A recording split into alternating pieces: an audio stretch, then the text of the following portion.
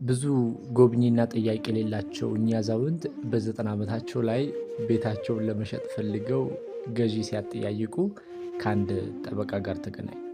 ይህ ጠበቃ አንድሬ ፍራንሷ ራፍሬ ይባላል እና የሴትየዋን በዕድሜ መግፋት ካየ በኋላ ይህን ቤት መግዛት እንደሚፈልግ ቀርቦ አናገራቸው።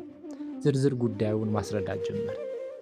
በ90 ዓመት ዕድሜው በስተርጅና ሌላ ቤት ፍለጋ መንከራተት የለብዎትም። በሕይወት እስካሉ ድረስ እዚሁ በቤቱ ሊቆዩ ይችላሉ። እኔም የቤቱን ዋጋ በአንድ ጊዜ ሳይሆን በየወሩ $2500 እሰጥዎታለሁ። ከእርሶ የሚጠበቀው ከዚህ ዓለም በሞት ሲለዩ ይህን ቤት ለእኔ ያወርሱኛል አላቸው።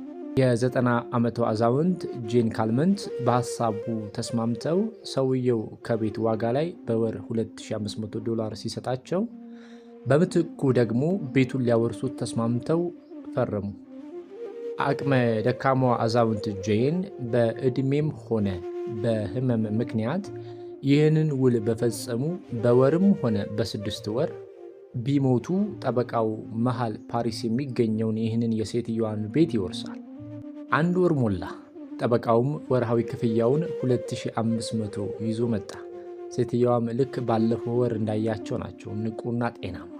እንዲህ እያለ ለ6 ወራት እየተመላለሰ ብሩን ሰጣቸው።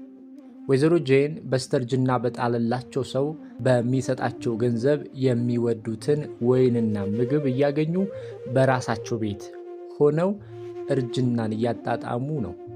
በዚህ ሁኔታ ዓመት አለፈ። 2 ዓመት። ሰውየው በየወሩ እየመጣ ክፍያውን መስጠቱን አላቆመም።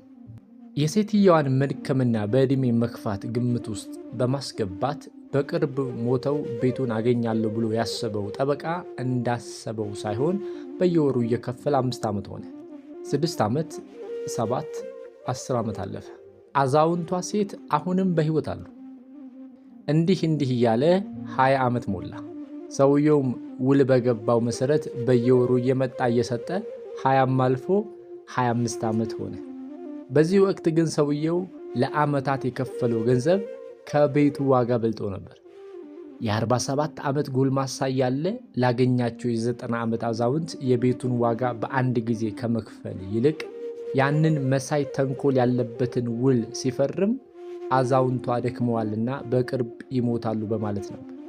ጠበቃው ያሰበው ሳይሆን ቀርቶ አዛውንቷ የ116ኛ ዓመት የልደት በዓላቸውን አከበሩ። በዛው ዓመትም ራሱ ባመጣው ሕግ ተገዶ የማያውቃቸውን አዛውንት ሲጦር የኖረው ይህ ሰው በ73 ዓመት ዕድሜው ከሴትየዋ ቀድሞ በሞት ተለየ። አስባችሁታል? የሞታችሁን ቀን የሚቆርጥ ጠላታችሁ ቀለባችሁን ሲሰፍር፣ ወጥመድ ያዘጋጀላችሁ ሰው የእናንተ ቀለብ አቅራቢ ሆኖ ሲቀር። ወዳጄ የሰውን ንብረት አትመኝ፣ በማንም ላይ ብልጥ አትሁን። ከአንተ በላይ ጠቢብና ብልጥ እግዚአብሔር አለ። በተረጋገጠ የልደት ሰርተፊኬት የዓለማችን የረጅም ዕድሜ ባለቤት የሆኑት ወይዘሮ ጄን ካልመንት ከዚህ ሁሉ በኋላ ለተጨማሪ 6 ዓመት በሕይወት ኖረው በ122 ዓመታቸው በ1997 ነበር ከዚህ ዓለም በሞት የተለዩት።